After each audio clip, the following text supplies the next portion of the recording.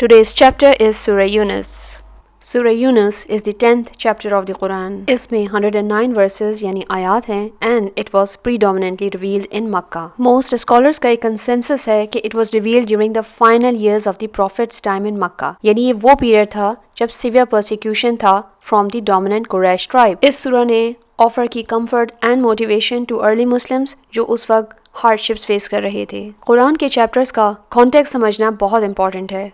कुरान के चैप्टर्स जो मक्का में रिवील हुए उनके कोर थीम्स हैं. नंबर 1 है oneness of Allah, second is the mission of profit and third one is आखिरत की इनएविटेबिलिटी यानी उसका यकीनी होना. ये कॉमन थीम्स हैं चैप्टर्स जो कि मक्का में रिवील हुई. सूरह यूनुस के बिगर थीम्स में नंबर 1 है वननेस ऑफ अल्लाह.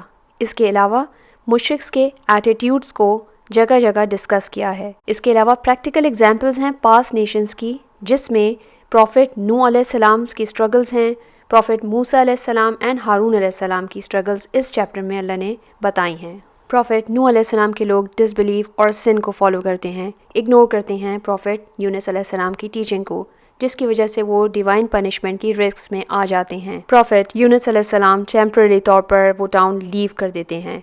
लोग अपने एक्शंस को रिफ्लेक्ट करते हैं, अफसोस करते हैं और साथ में कलेक्टिवली इस्तिग़फ़ार यानी रिपेंट करते हैं, अल्लाह को एक्नॉलेज करते हैं. उनके सिंसियर रिपेंटेंस या इस्तिग़फ़ार की वजह से अल्लाह उनकी तौबा कबूल कर लेते हैं और पनिशमेंट को लिफ्ट करते हैं यानी कि अजाब से बचा लेते हैं. सूरह Yunus does not give the full well story. इसमें मेंशन है प्रॉफिट यूनुस अलैहिस्सलाम की जो आयत है वर्स 98 ब्रीफली. ये जो चैप्टर है प्रीडोमिनेंटली फोकस करता है रिपेंटेंस को और ये यूनिक है बिकॉज जब प्रॉफिट यूनुस अलैहिस्सलाम लीव करते हैं तो सारे लोग अल्लाह के पास वापस आते हैं और अल्लाह उनसे पनिशमेंट लिफ्ट करता है. The well episode being swallowed Praying in Darkness release is not narrated here. इसकी डिटेल्ड स्टोरी मौजूद है सूरह अस-साफ़ात में एंड सूरह अल-अंबिया में. Once again, इस चैप्टर सूरह यूनुस का मेन क्रक्स ये है example of collective repentance. Unlike other Nations जिसमें आद, समूद, फारो हैं, the people of Yunus repented in time. उन्होंने वक्त पे इस्तिग़फ़ार की and they were saved. Main lesson here is about turning back to Allah before punishment falls. The repentance of the people of Yunus alayhi salam is mentioned in ayah number 98. Ayat number 98 is very motivating क्योंकि अल्लाह ने इन लोगों के collective repentance से punishment remove कर ली. Key takeaway is it's a cause effect framework. This framework is pretty simple. जब गुनाह हो, if sin is followed by awareness यानी सही एहसास होना और उस एहसास के अमल में प्रॉपर तरीके से रिपेंट करना और अपने आप को करेक्ट करना is going to lead good outcomes which is divine mercy. इस चैप्टर में इतना पावरफुल लेसन है कि अगर कोई नेशन डिस्ट्रक्शन की तरफ जा रही हो, इस फ्रेमवर्क को यूटिलाइज करके अपनी डेस्टिनी चेंज कर सकती है. Surah Yunus people are a rare case of collective course correction. ये यूनिक एग्जाम्पल है कुरान में जिन्होंने डिस्ट्रक्शन से पहले रिपेंट किया और अल्लाह ने उनकी पनिशमेंट लिफ्ट की. It reminds us that whole communities or nations can be spared from disaster if they repent and reform. Surprisingly, इसमें कोई specific people of Yunus अलैहिस्सलाम की दुआज नहीं बल्कि इनका context Prophet मूसा अलैहिस्सलाम की दुआज हैं. Chapter 10 आयत नंबर 84, 85 and 86. इन आयात का लॉजिकल या साइंटिफिक पर्सपेक्टिव या कॉन्सेप्ट ये है. नंबर 1 सीकिंग हेल्प फ्रॉम अल्लाह यानी अल्लाह से सबसे पहले हेल्प मांगे. Rely on divine guidance not just human effort. Strategic support यानी combine personal effort with higher authority or systems. Second concept is submit to his will यानी अपने actions को align करें with what is right जो हक हो और accept करें outcomes को, accept करें system की limitations को.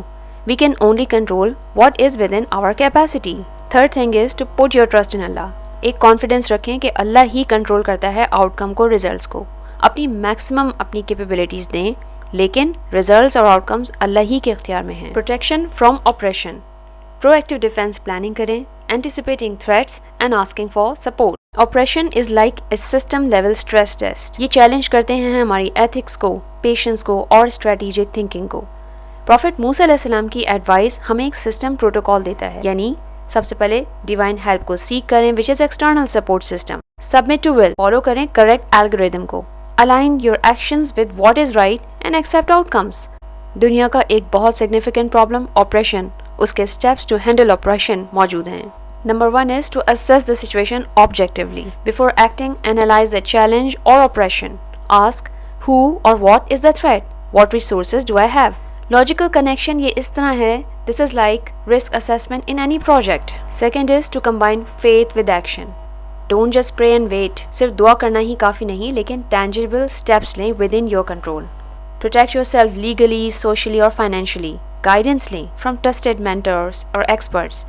Logical connection ये इस तरह है जैसे कोई बैकअप सिस्टम्स होना, कोई प्लान होना किसी भी वर्स्ट केस सिनारियो के लिए. प्रैक्टिस पेशेंस एंड एंड्योरेंस, सब्र. Trusting Allah doesn't mean inaction. सब्र का हरगिज़ ये मतलब नहीं कि आप खामोश हो जाएं, कुछ ना करें. It means staying consistent under pressure, that is give up नहीं करें. साइंटिफिक पैरेलल ये इस तरह है, डिलेड ग्रेटिफिकेशन या strategic waiting often yield better long term results than impulsive reaction. फौरी तौर पर रिएक्शन देने से बाज़ दफ़ा वो तमाम मामलात ख़राब हो जाते हैं. Build ethical and rational boundaries. Maintain integrity and moral clarity even under operation. Avoid shortcuts और कॉम्प्रोमाइजिंग एथिक्स टू सर्वाइव. इसका लॉजिकल कनेक्शन इस तरह है कि shortcuts often lead to long term system failure.